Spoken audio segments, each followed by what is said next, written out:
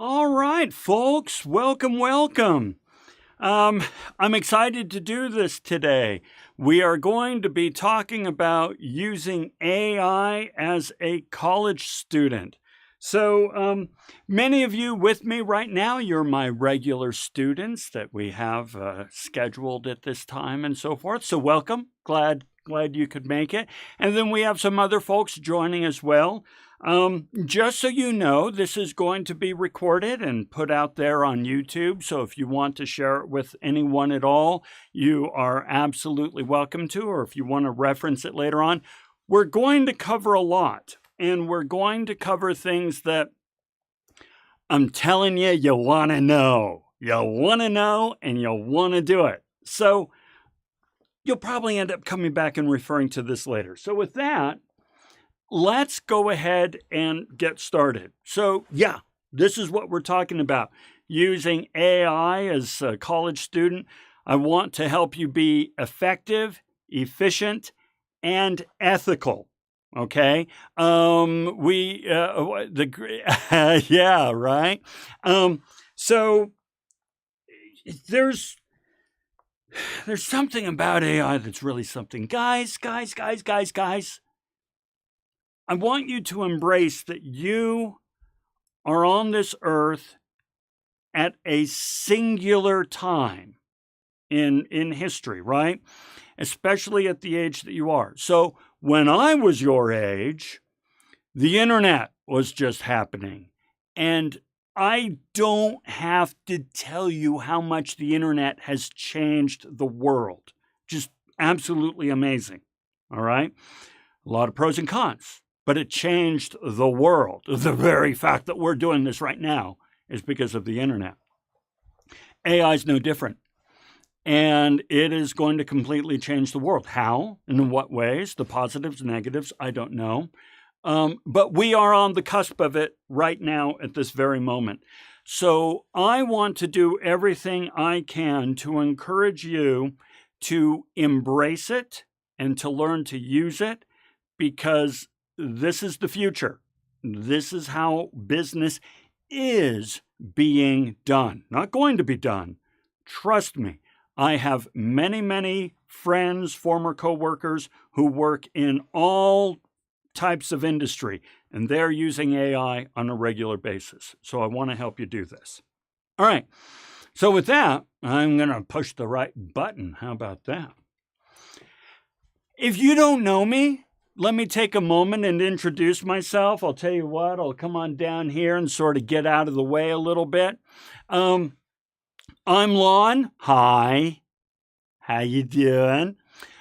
Sure, I have a bachelor's, a master's, a PhD. I'm SPHR certified. So yeah, kind of been around the block. But talking about being around the block, I've also spent over 25 years in the corporate sector, working primarily in the tech industry. So I worked for many years for the companies that have brought us to where we are right now. I'm a professor of business management at Salt Lake Community College, and I run Nutshell Brainery, what you're watching right now. So with that, let's come on back over here, and we will continue on. All right. The way I want to start this is I want to first sort of calibrate our mindset into what AI can be for us. All right. So imagine if you had a personal assistant. All right. And this personal assistant is smarter than you on every topic on earth except the topic in which you are an established expert. You have a domain of expertise. Some of my younger students, you are still developing your domain of expertise. Others, you have an established domain of expertise. You can totally kick AI's ass in your domain of expertise. But in everything else, this personal assistant, pretty smart. All right. Furthermore, this personal assistant does not care what kind of work you give it. You can give it complex work, simple work, brain dead, stupid, jump through the hoop work, just busy work. It doesn't care. This personal assistant will dig into every kind of work you give it. Furthermore, this personal assistant doesn't care about you or doesn't care about hurting your feelings. They're going to tell it to you exactly as it is, and they're going to give you all the coaching and mentorship that they can, and they're available 24/7. Me, I'm a morning person. I get up at 4 a.m. Don't worry, I'm not bragging. I also go to bed at 8 p.m., right? So come on, I get my 8 hours. But I get up at 4 a.m. and I start working right away. And I have to remind myself, you can't send a text to somebody at 4:30, right? Don't do that, Lon. So I have to schedule and so forth. AI doesn't care. What could you accomplish if you had this personal assistant with you all the time? Just let that idea percolate a little bit, right? Now, executives have personal assistants, and just so you know, an executive admin, an executive personal assistant is freaking worth their weight in gold. An executive could not function. I will repeat that. An executive cannot function without a good executive assistant, all right? Executives don't hire executive assistants to do their work for them. They hire them to allow the executive to do better work. And this is what I want to encourage you to do as a college student, and this is what companies are encouraging their employees to do as employees. Use AI as a tool to do better work. It's just a tool, and there's nothing better than having the right tool. Okay? Okay. So that's calibrating the mindset. We're talking about a personal assistant. I'll tell you more about this later, but I like to imagine Jarvis. I'm into Iron Man, I'm into the MCU, so I like to imagine Jarvis in this. Okay. Now, I'd like to take a moment to tell you a little bit about my mindset as a professor giving guidance to my students when it comes to the use of AI. All right? I fully encourage my students to use AI. This is what I want them to do. I want my students to spend less time doing things like trying to decipher instructions, articles, text, impenetrable writings, and so forth.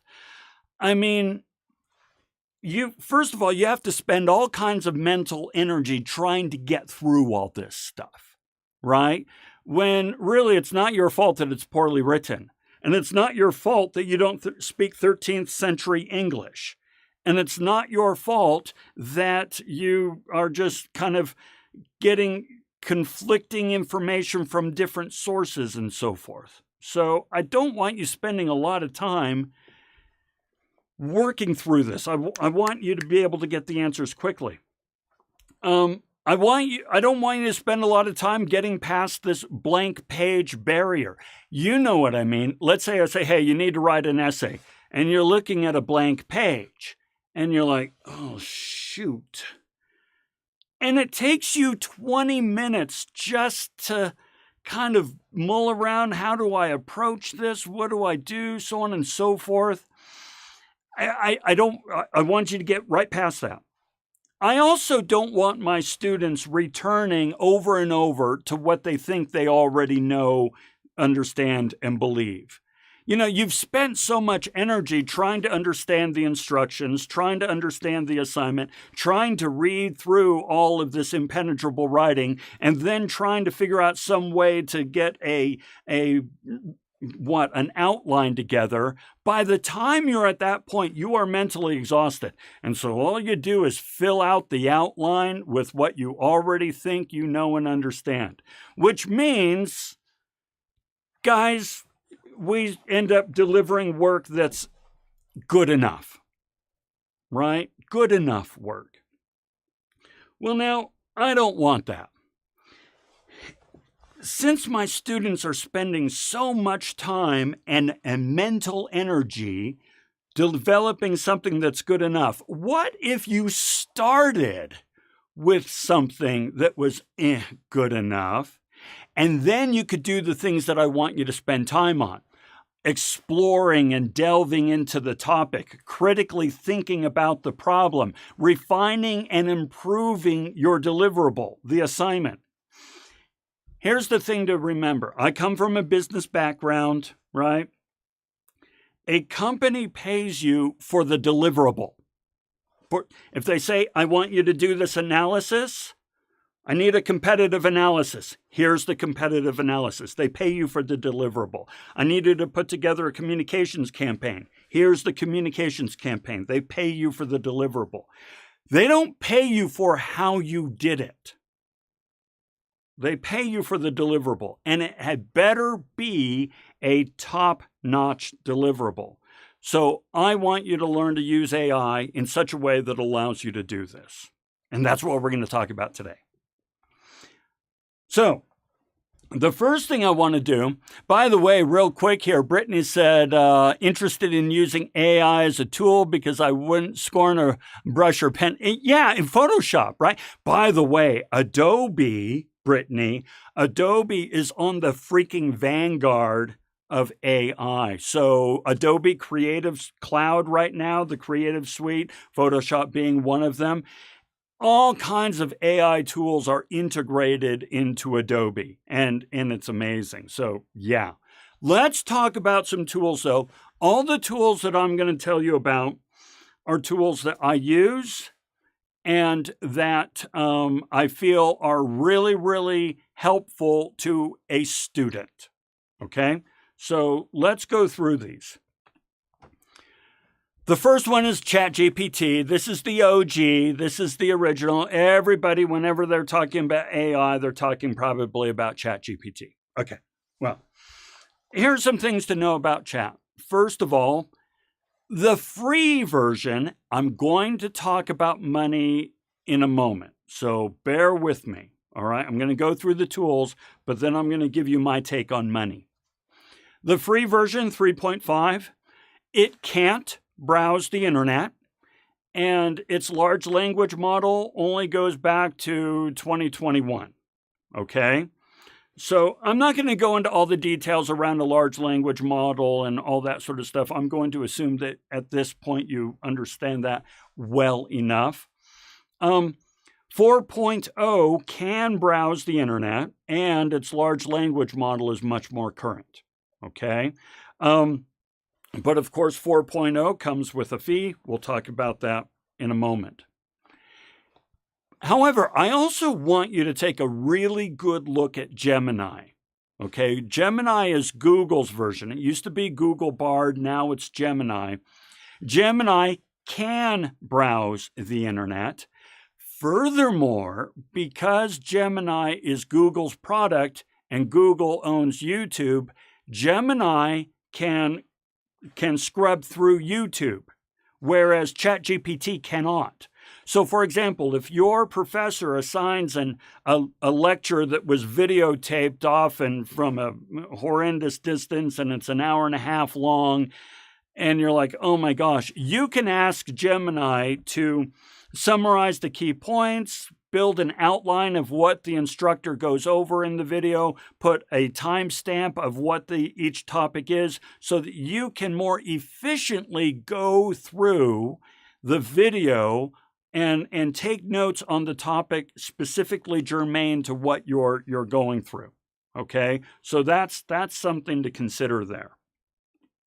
Next one I want to tell you about, this is my new favorite, is Cider. This is a Chrome product, so you need to be browsing with Chrome.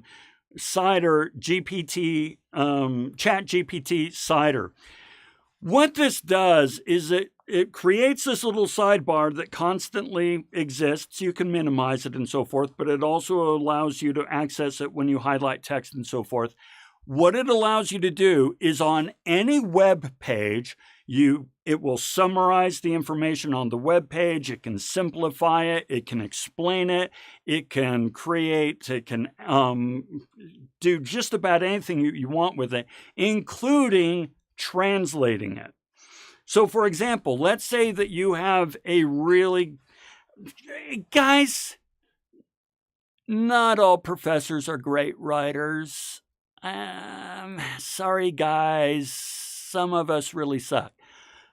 So not all professors are great writers. So let's say that you've got yourself an assignment that you're getting all turned around trying to read and so forth. You can highlight the assignment. You can translate it into Spanish if that's a better language for you.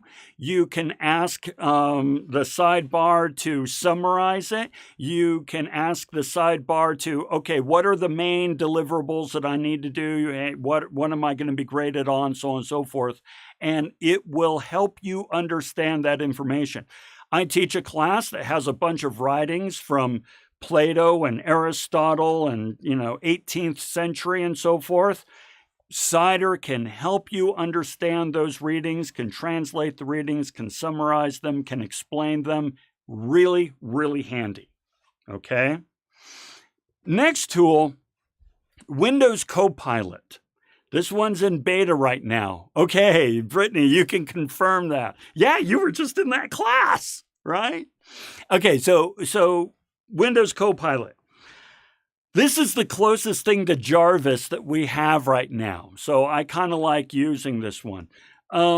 It is a Windows product. It accesses ChatGPT 4, so it uses the highest level of chat. It's integrated in the Microsoft suite. But the thing that I really like about this one is that it responds to audio input and output.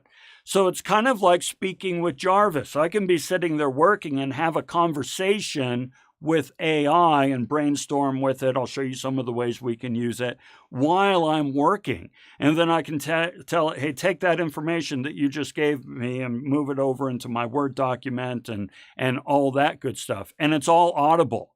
So yeah, this is where we're getting closer to this idea of just a constant companion that we're not having to type to and read to. Okay. Next one. This is especially a good tool if you are going on to university where you're going to have to do a lot more research. Granted, you do plenty of research if you're at, say, Salt Lake Community College where I teach. But it's really at the university level that research becomes kind of your constant companion. Elicit is an AI that scrubs through all the published, peer-reviewed journals and so forth and finds journals that can really help you out. Now, I'll tell you what, 10 years ago, I did my PhD. And if I had had this when I did my PhD, it would have been so much easier. It could have helped me find my articles much more. Now, furthermore, you can then find the articles and the studies that are interesting to you, but then you can chat with them. You can tell the tool, hey, okay, I need to learn more about this. What are the findings? Let's pretend that the 7 articles that I'm looking at are part of a meta-analysis. What would the results of this meta-analysis be and so forth? So it's kind of like it's using the articles as its own little localized large language model. Say that 10 times fast. Very similar to this is the last tool I want to show you. AppHumata.ai. I don't know what that name means. But it allows you to upload, say, a PDF or a Word doc or a PowerPoint presentation, and then you can chat with that, say, PDF. Okay, so let's say that you loaded up my PhD dissertation. It's out there. It's a monstrosity. It's 120 pages of academic speak and so forth. You load in that dissertation and then you say, hey, what was the author's theory on, the pursuit of self-esteem in the workplace and how this, affects their ability to perform? And it will tell you because it's using the PDF as part of its large language model. So this way you can explore, interrogate, and question and so forth. and really get the information you need much quicker than just trying to read the whole darn thing. And we're going to come back to that in a moment, because even researchers don't read the whole darn thing. We'll come back to that. Okay, so those are the tools. Now, let's talk about fees. Yeah, these things cost money. So here's my philosophy. I don't upgrade to the paid version until I have exhausted the capabilities of the free version. It's only when I start running into barriers and I start getting timed out and it says you've exceeded you've met your limit for today on the free version. If it has really become part of my regular workflow, then I will go ahead and buy a subscription. Okay? But until I have exhausted the free version, I don't upgrade. So if you are just beginning your AI journey and you are just now starting to figure out how to integrate these and other tools into your workflow, don't buy anything until you know which ones you want to use most regularly, and then you can subscribe. Now, the fees for these things, okay, let's take the Cider for a moment. Cider is actually pretty darn good. It's like $120 a year. Now, that's not nothing. That's not nothing. But it's the cost of a textbook. And by the way, you don't open most of the textbooks you buy. I know that. You know that. And yet we keep buying the textbooks because it's required and so on and so forth. So my thought is, for the cost of a textbook, I can probably get far more value out of an AI that can help me understand the material than I can from a textbook that, who knows what. That's just kind of my philosophy. So take it for what it's worth. Okay. Now, what I want to do is I want to take some time and talk about prompting. All right. There's at the very beginning of AI, of ChatGPT and all this sort of stuff, there were all these tools out there that said, oh, we can identify AI. We can spot AI. So all of you educators out there, we've got you covered. You just run the submission through AI, through this tool, and we can tell you what % of it or what the odds are that it was okay.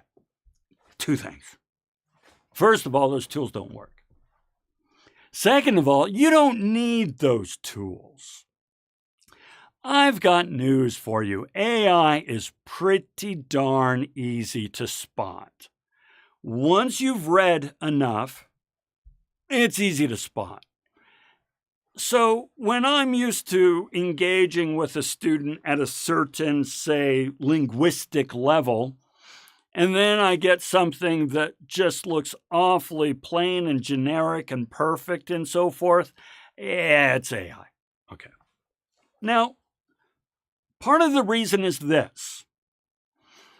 You don't know how to prompt. If you give it a plain, vanilla, generic prompt, you are going to get a plain, vanilla, generic output.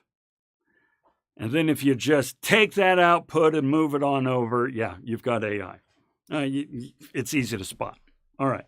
So what's going on here? Well, here's the thing. You kind of forget that AI doesn't have any context for what you want to do. Context is one of those funny things that we assume so much context that since it's assumed, we don't even really think about it. And if you don't think about it, it's hard to tell somebody else who has zero context what the context is. I'm about to tell you how to do this. Just bear with me.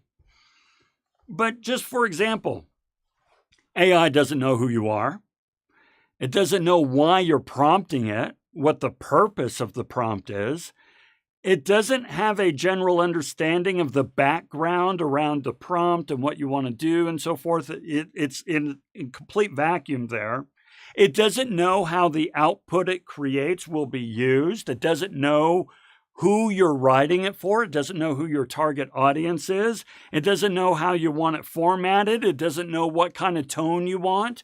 And so since you don't tell it these things, it gives you the most boring, plain Jane, vanilla tone and information imaginable. And yeah, you can spot it from a mile. All right. Now, here's what I want to teach you to do. No, by the way, real quick, the more information and context you can provide, the better the AI can understand your needs and generate a high-quality response. So I'm going to teach you this system that I've put together. I call it US Copter. That's the closest I could come to an acronym that is easy to remember, US Copter. Now, as I take you through US Copter, I want to make something clear.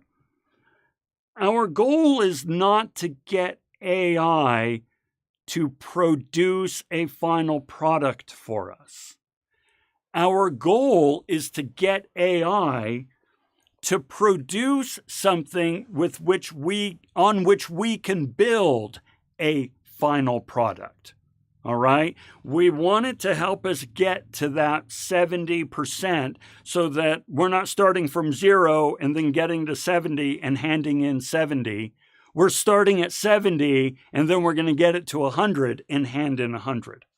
Okay? That's the first thing I want you to understand. The next thing that I want you to notice as we go through this process requires a great deal of critical thinking, which is beautiful. Because as an educator, one of our concerns has been, AI is going to replace critical thinking. Unless I can teach you how to use critical thinking when you use AI. See? I'm a freaking genius. All right. So with that in mind, let's go through US Copter.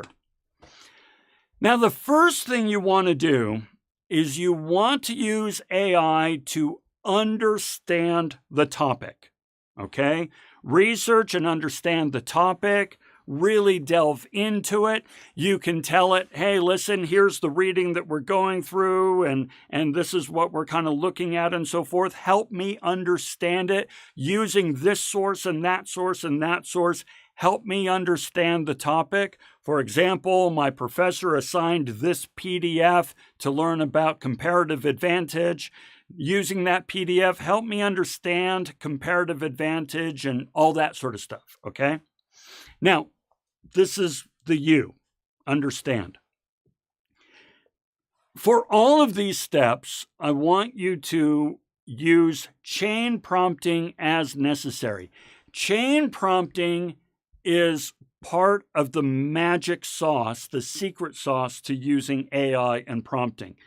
Chain prompting means interrogating and challenging the output that it gives you. You got to remember, the output, it's 80%. It's not perfect. It's not an expert, right? And so you're going to say, okay, listen, I disagree with this one and this one, throw that out. I kind of agree with this, so explain this to me a little bit more. What you're saying here makes no sense to me, but I don't want to toss it out until I understand it. So explain that to me. And then it explains, and then you can say, okay, now that I understand this, I see kind of a contradiction. Help me understand and reconcile this and this. So you are constantly chain prompting and challenging and interrogating AI to better understand the information. In a way, we're going through Feynman, the first stages of the Feynman method here in understanding the topic. So chain prompting is your friend.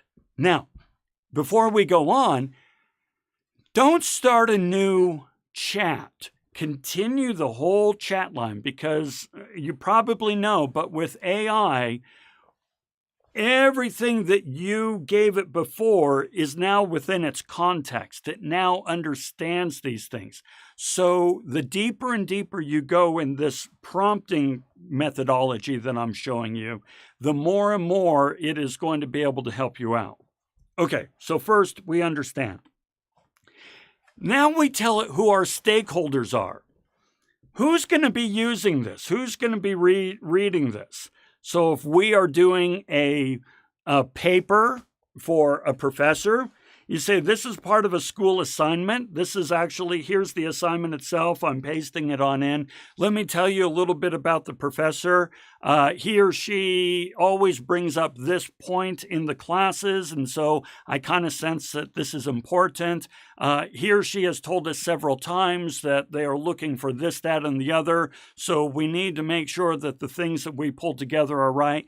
And then once again, use chain prompting. You know, you can say at one point, given what I've just told you about this professor, tell me what you think about them. And then AI will say, well, I kind of think the professor's like this. And you can go, okay, yes, yes, no, drop that. Yes, yes, sort of. Let me better explain this. So you're giving it more and more information. This requires a lot of critical thinking, but this is what you're going to be paid to do. You're just using AI to help you in your critical thinking. Okay, C, context. Now you want to give it context of the larger environment. If we're talking about Salt Lake Community College, you'd say, okay, you should know that this is an assignment for Salt Lake Community College. It's a community college in Utah. And it's a first-year class, so 1,000 level. Now, don't let the fact that it's in Utah dissuade you. It's actually a campus that really encourages, there we go, diversity, inclusion, social responsibility. So you should know that this is kind of the general vibe of the institution and so forth. I'm working on a AS degree, which is intended to be transferred over to a 4-year. This is all context that you know that it doesn't, and it is going to use this information. Okay? So, and once again, chain prompt, interrogate, challenge, toss out what doesn't make sense, keep what does. Okay, objective. What's the objective of this? Is this a paper? Is this a script for a video? Is this part of a report? Is this part of a strategic plan? Is it part of a business plan? What are you going to do with the output? Let AI know this. Then you position it, okay?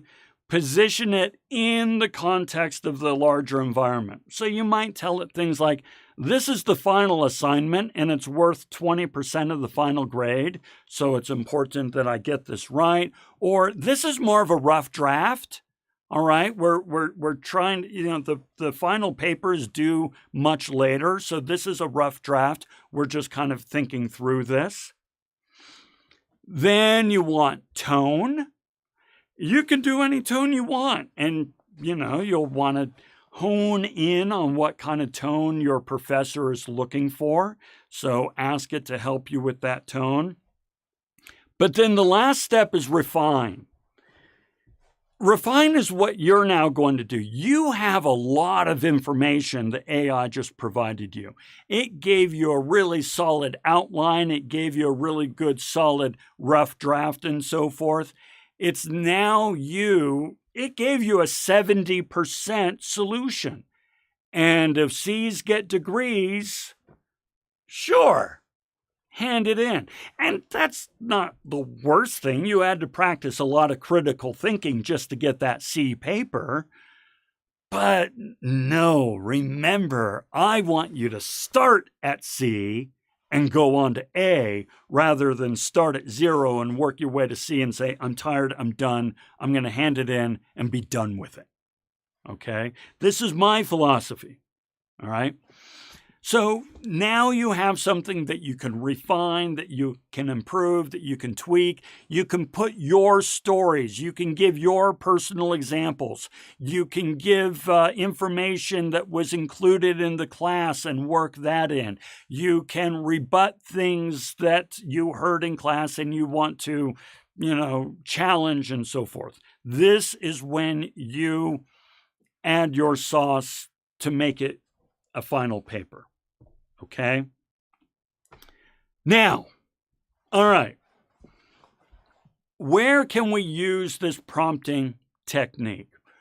What I'm going to do finally is I am going to offer 10 ways that you can use this prompting technique, either really, really solid or a light version of it, to help you in your schoolwork.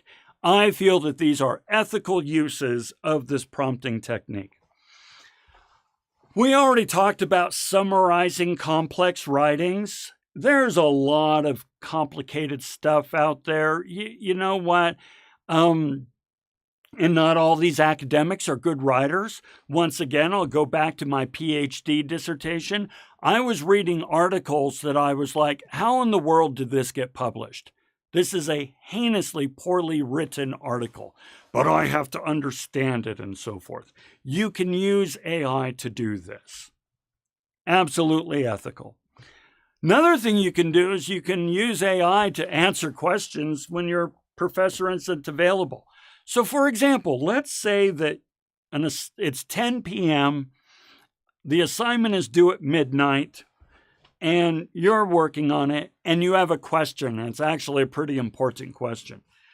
Well, you could go ahead and email your professor at 10 p.m., 2 hours before it's due. Good luck with that. Or you can recognize the fact that that's not going to work, and you go ahead and you take the assignment, and you take the syllabus, and you load it into AI, and then you ask your question. Ask it as though you are asking the professor. And the AI is going to use the materials that you provided as kind of its localized large language model and say, well, if I were the teacher, my answer would probably be something along this, because in this section of the syllabus it says this, and in this section of the assignment it says that. Therefore, here's your answer. I've actually done this a couple of times. It works. Develop a working outline. Now, guys, writing is actually one of my strong suits.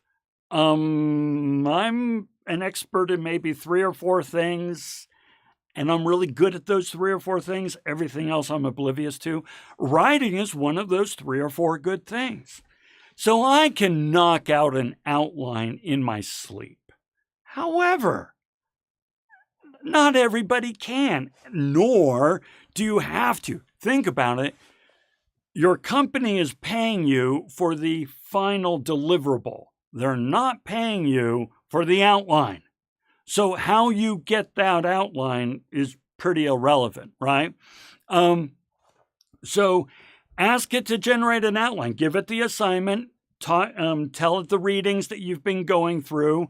Tell it some of the key things that have been brought up in the class and so forth. Give it the context, and then say, based on that, give me an outline that I can use to populate this. Okay? By the way, real quick, Brittany said with the science book, she did it to better understand it. Big science words, yes.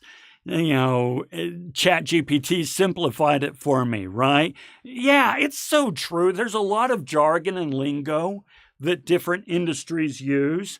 And so I come across the jargon and lingo, and it's like, there's only 2 people who know it, my wife and AI. And so I use, the internet. So yeah, great example, Brittany. All right. Brainstorm possible options. I use this function 3 or 4 times a week. 3 or 4 times a week. I will talk through ideas with AI, possible courses of action and solutions, pros and cons and so forth. Here's the way that it works for me. I have never had AI tell me a solution that I thought, that's it. That's the solution. I'm doing it. However, inevitably, when I'm going back and forth with AI, I say, okay, nothing you've brought up will work for me. However, this has made me think of a possible solution. And that's what brainstorming is. Brainstorming is not, hey, everybody bring your ideas and the best one rises to the table. It's everybody share your ideas, cross-pollinate, build, and so forth, and eventually you can make a decision on your own. That's the purpose of AI. It works great. Purpose of brainstorming.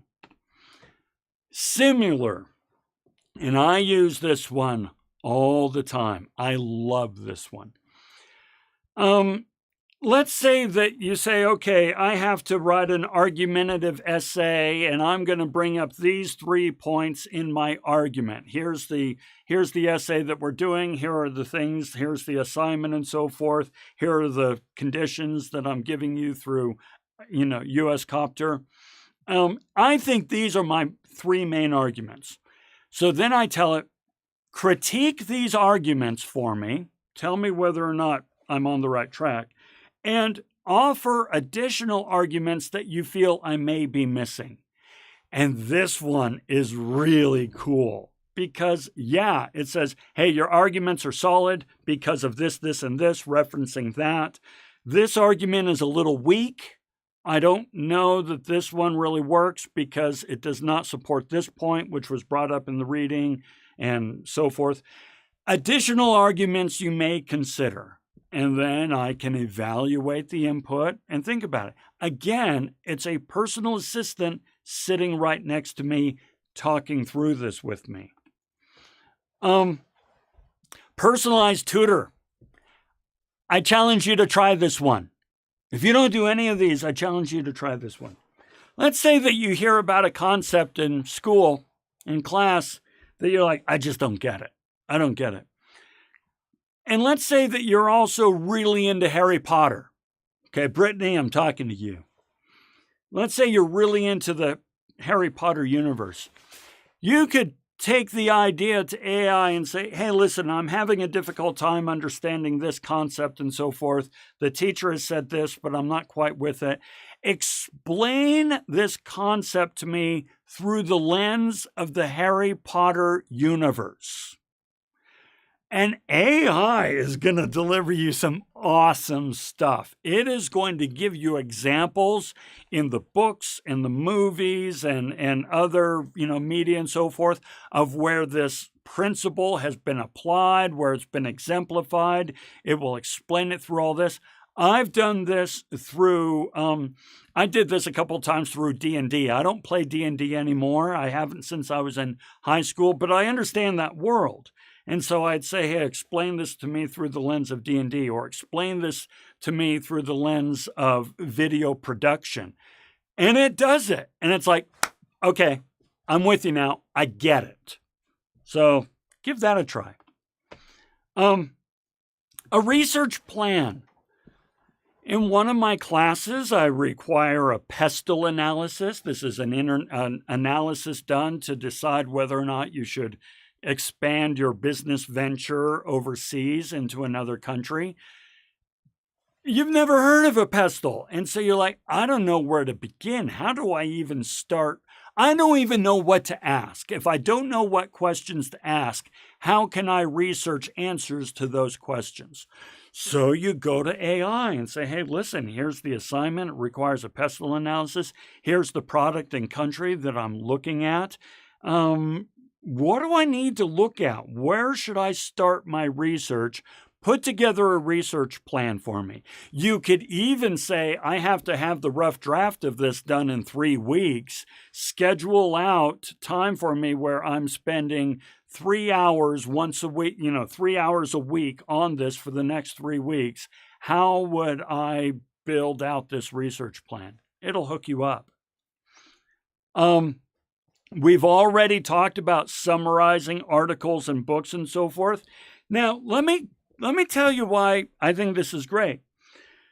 So in my world, everything was written in APA 7.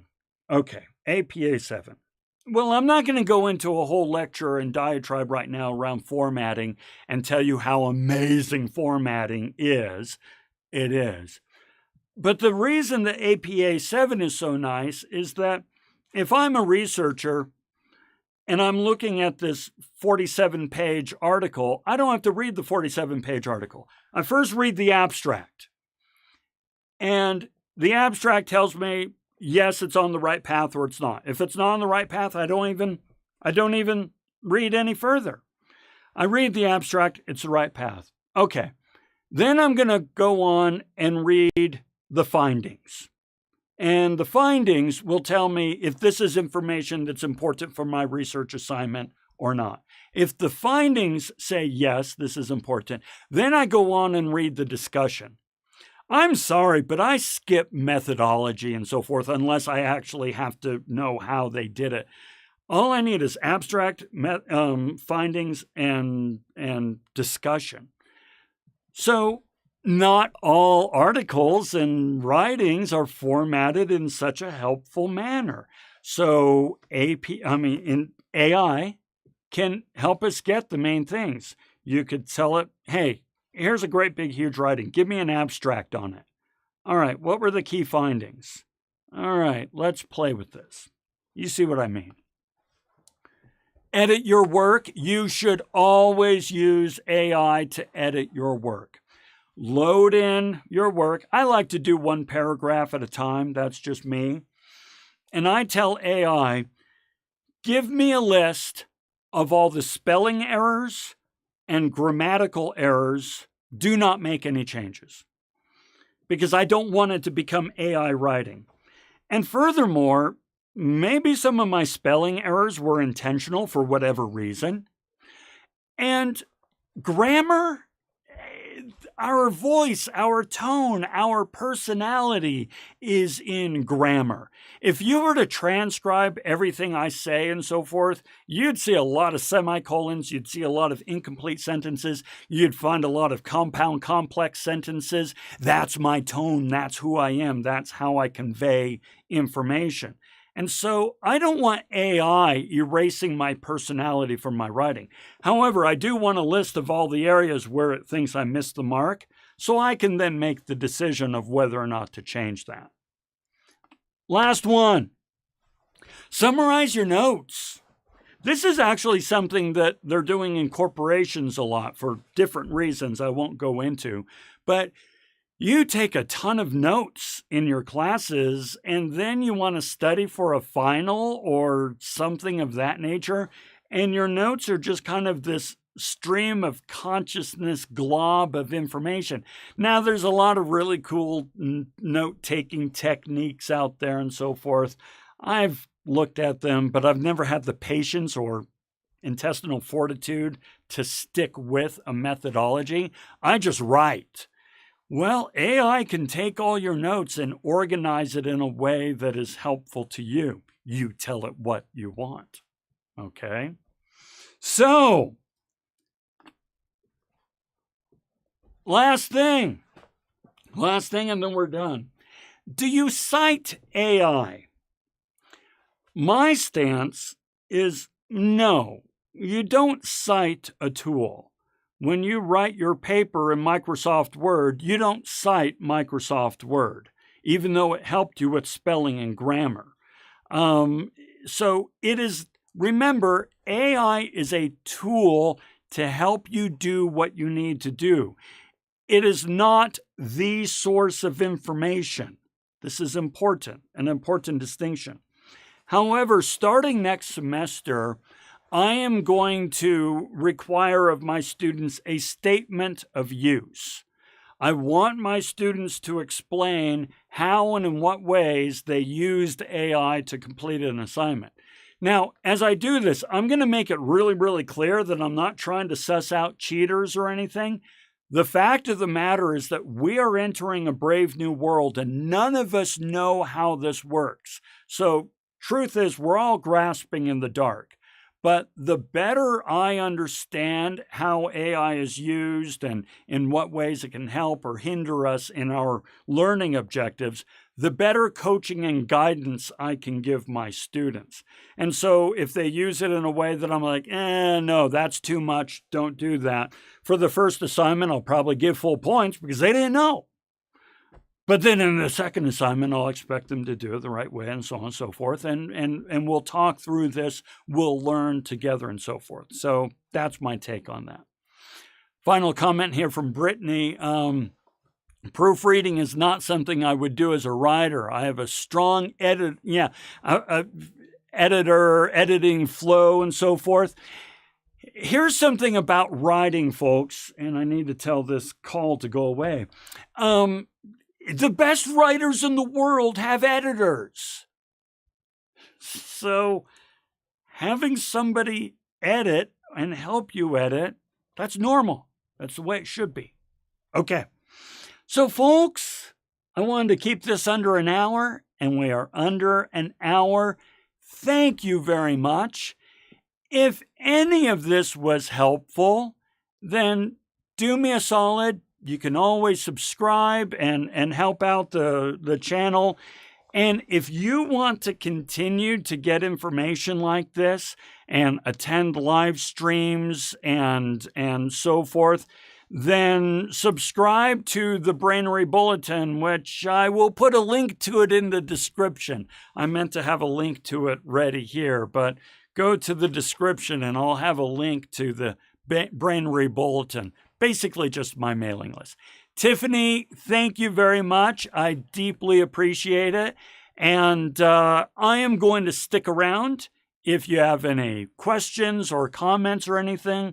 Otherwise, we are all set. Go out and use AI efficiently, effectively, and ethically. That's what I want.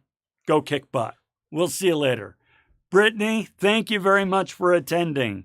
Fantastic to see you again.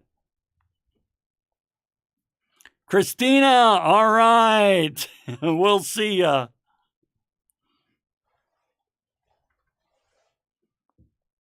We'll see you, EG.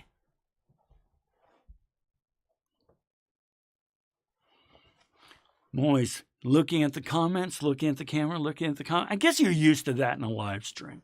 We're not always staring right at the camera, right?